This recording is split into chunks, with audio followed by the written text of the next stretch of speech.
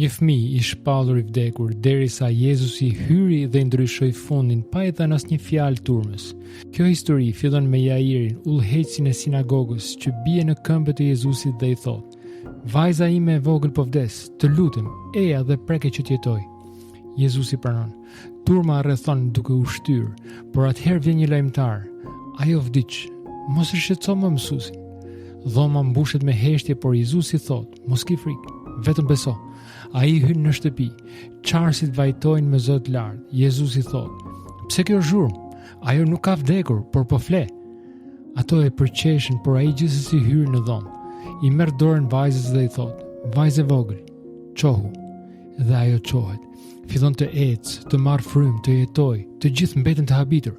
Kjo histori biblike nuk flet vetëm për ringjallje. Ajo flet për besimin që nuk vdes kur Jezusi vjen në jetën tënde. Edhe vdekja largohet. Nëse kjo mrekulli ta mbush zemrën me shpresë, çoja një miku tënd që ka nevojë ta dëgjojë. Le të dëshmojmë bashkë që Jezusi fitoi mbi vdekjen.